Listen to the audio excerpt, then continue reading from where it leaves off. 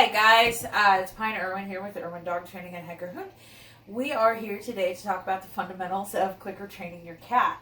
So the things that I have gotten prepared is by Jack. That's Jack, the house working. Anyways, he's not really a cat. He's an alien disguised as a cat. Anyways, what I have here are some training treats for the cats. My cats happen to really like string cheese, so I've got some string cheese diced up into little small bits. Dairy for cats is kind of a touchy subject. A lot of people feel pretty strongly that it's not very good. I feel like I'm doing it in such a small dose today that I'm not really worried about it. Plus, they really, really like it. And with cats, motivation is key because they are not intrinsically motivated by pleasing us the same way dogs are. We haven't genetically engineered them that way. The other thing I have are some Stella and Chewy's freeze-dried little nugget things. Typically, I use these for the dogs, but as you can see, the cats really like them as well.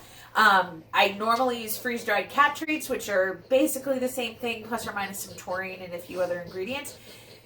I'm out of those, and because we're stuck in the middle of a pandemic, I don't feel like that's a really good reason to go to the store and get more for the cats, so we're just going to make do with these. The cats actually really, really like these, as you can see, and my cat today here that I have is Beet. Beet is actually a rescue cat. He's probably about 2 years old right now. He's from Lake Little Animal Rescue. He's a freaking cool cat. He does not have any foundation on clicker training at all. My other cat, Eggsy, does.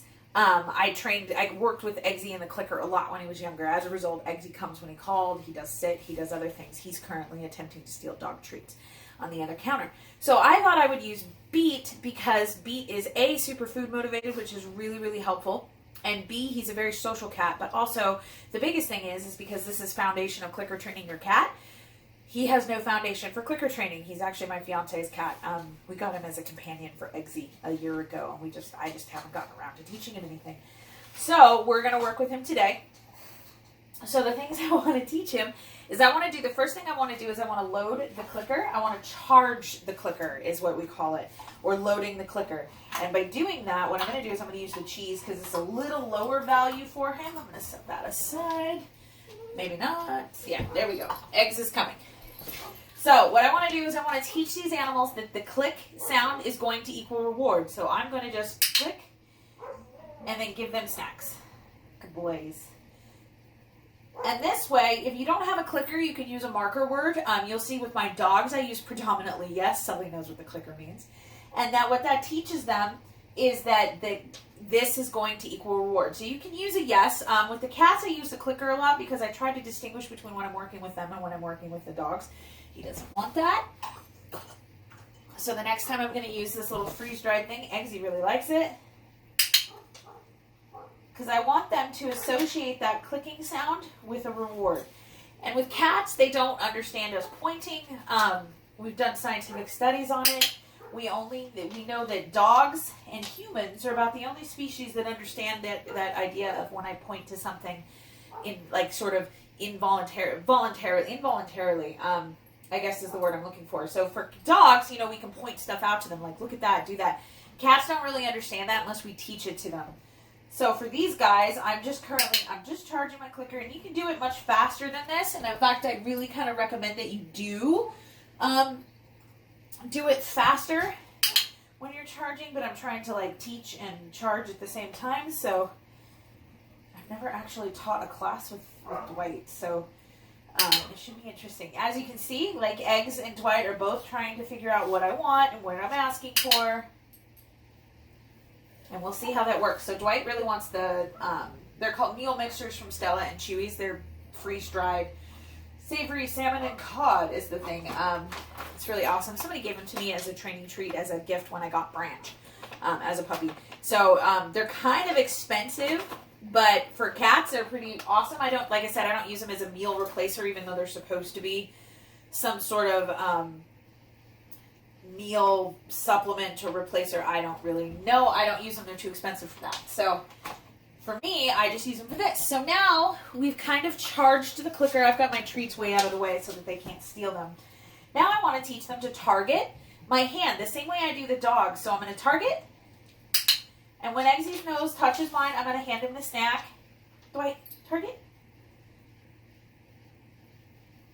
It's harder for cats because they're just not as motivated. So let's try it with this target. Good boy. Good job. So you can see Eggsy knows what the clicker means. So when I want to teach them another skill, I do a lot of luring with cats. Like again, because they're not intrinsically motivated, don't check out. Yeah, good boy. All right, Eggs, let's sit. Yeah. Good job, Eggsy. Dwight. Hi. See, Dwight just Beet here wants to steal stuff. His full name is actually Dwight K. Schrute, but we started calling him the Beet, and he actually responds to it better than his actual name, so we just changed it to Beet.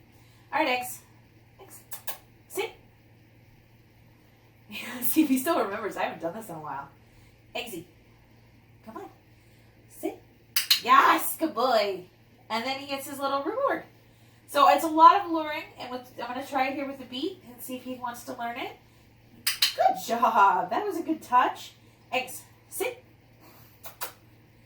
So with cats, they're so much harder to work with than dogs, guys. They really are. Incidentally, they're not the hardest species I've ever trained.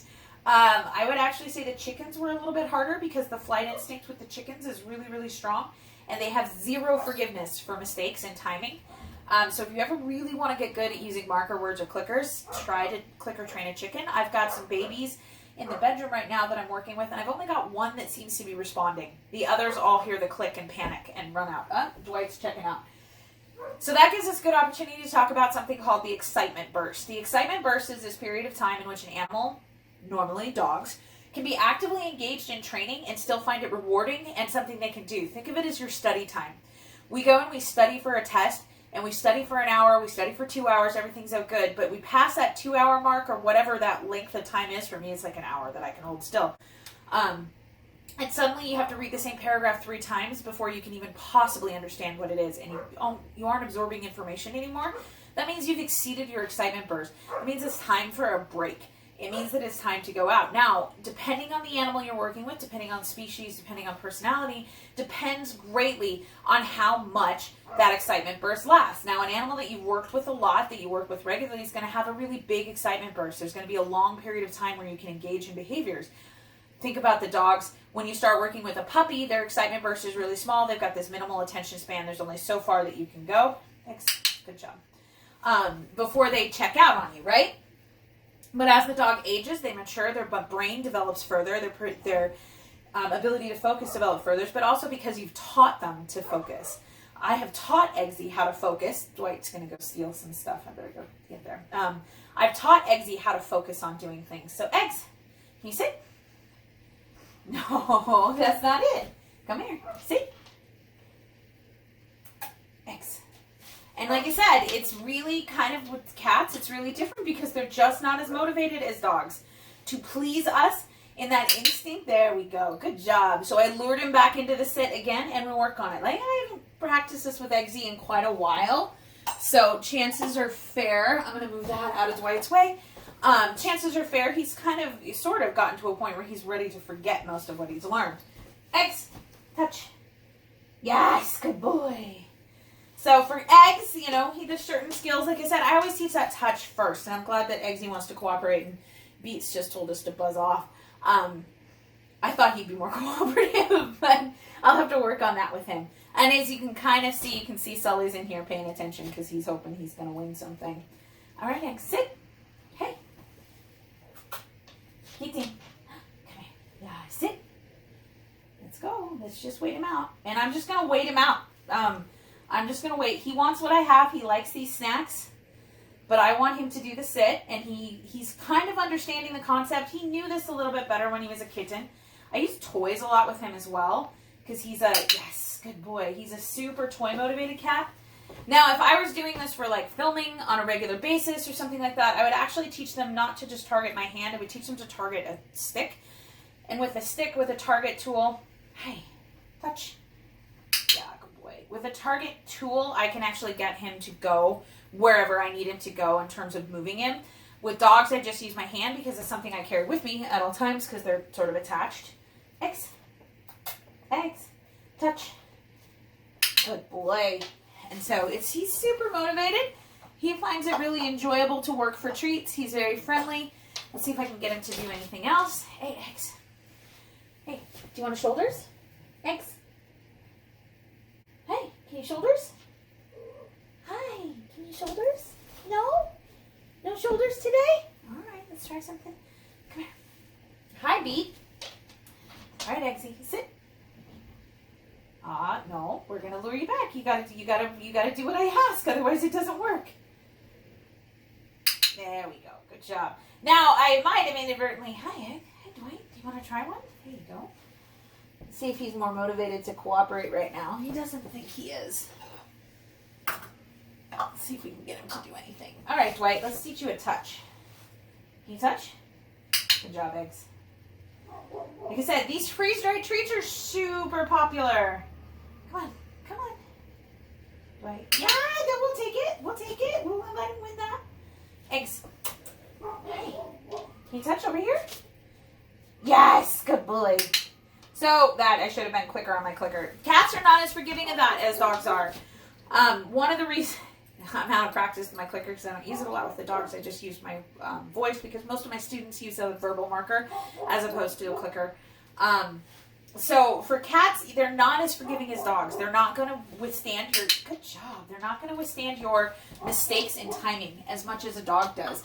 Dogs are very, very forgiving of our mistakes. All right, Eggs. Let's see if we can do this. Good job. Boy, all right, Dwight. Come on, try it. You want to touch? Eggs. Yes, good boy. See, Eggs is much more cooperative. Like I said, Eggsy has a history of learning clicker training. I adopted Eggsy when he was 7 weeks old. He was part of an orphaned litter from like Low Animal Rescue. So there goes Dwight again. He's out, Beet's out. And so for Eggs, he's kind of got a history of doing this. And I used to take him hiking and stuff when he was younger. I don't do it as much anymore because I've usually got too many dogs to manage him. On top of the dogs on the trail, but he's a super cool cat, actually. I wish he would do a shoulder trick, but I don't think he's going to because we haven't asked for it in a long time. Do you want the shoulders? No? All right, come here. Let's touch. Good job. And so with cats, you have to work with them a lot more than you would with a dog because they're not as motivated. Good sit. They're not as motivated as a dog to cooperate and do things for you. So, like, these little bits of cheese aren't going to go to waste. The dogs will eat them later. Hey, Saul. Good job. Yeah, he's excited about it. Okay, Eggs, can you sit? All the way down. There it is. There it is. And so, yeah, that's the introduction to clicker training with your cat. It's a really cool thing to do with them.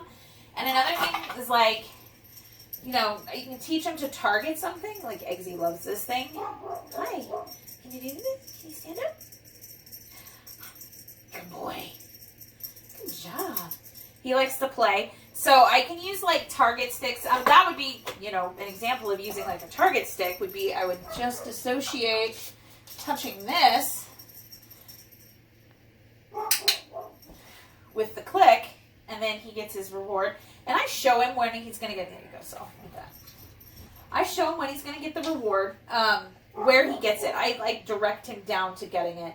A lot of times you'll see people who train their cats a lot will use like a spoon with some canned food on it and just hand it to them. Because again, cats don't really see things and they're just not as they're not motivated the same ways. This is, however, proof positive that clicker training and stuff works with all animals. So see if we can get him to do it again. Hi, you want to come over here? Oh, are we done? Are we done? And more so with cats than with dogs, I'm really cognizant. Yeah, good boy. Dwight just like, Beet likes to play. Yeah, good boy. I'm very cognizant of them opting in and out of my training sessions. They're just not the same as a dog in terms of the dogs. We've programmed dogs to want to work for us and with us. Cats sort of more or less domesticated themselves. Dwight, why don't you have some of that? So with that in mind, wow, your tail's all poofy. What's up? With that in mind, cats really need to be willing to work with you. I mean, they can be. They're certainly social enough. Here you go, buddy. They're certainly social enough, and like these two are very, very social. And like you can see, like earlier in the video, Jack just sort of checked out. Jack doesn't want anything to do with that. Jack doesn't play undignified games for snacks, basically. But with the cats, you've got to make sure that they can opt in and they can opt out. Come on. This is his favorite thing on planet Earth. He likes to just ride up on your shoulders. So when we talk about that, is like when they check out of training, it needs to be done. I always end on a positive note. I keep it really, really, really short. I'm going to ask Eggsy to come touch. Good job. I'll see if I can get him one more. Here you go. Eat those. These are falling apart. There, and Dwight has his perch, little Beet. Hi, buddy. Good job, Eggs. Good sit. All right, guys, that's it. If you have any questions, feel free to ask them. This was really informal. I didn't do any warm-up or any prep, so I really apologize if it seems like chaos incarnate. It probably is. We're all healthy here so far, so we're good to go. We've got all the animals. Everything's good, so hope everybody's doing okay in isolation, but enjoy touch. Yes, good boy. And like you can see, I just forgot to use the clicker. I said yes, so he's, like I said, when he was young, I did a lot of this, and I did a lot of yes and click. My dogs all know both of them. I find that it's good practice for my clicker when I stay on top of it for using the clicker, because like I said, I don't use it a lot when I'm training other people. I use marker words. Same concept, just a different method of delivery. So yeah, have a good day. Happy quarantine. Hope you guys are all doing fine. I can hear Kaylee yelling. She's done with her breakfast, so it's time to let her out and go do some work with them. I will try to get a video with some tricks for the dogs as soon as I can. So don't forget, we have available online training courses. We have one-on-one group classes. All that stuff's coming up. All digital, online, so anywhere in the world you can tune in. We also, don't forget to contact your local rescues in your areas. Like these guys, both my cats are from Lake Little Animal Rescue. They need help too. They don't have their volunteers as much as they used to due to social distancing and all that. So if you can donate to any rescue groups, you can offer to foster cats, foster dogs. It's a great opportunity right now to do that. You're home alone with them. You might as well give an animal a chance.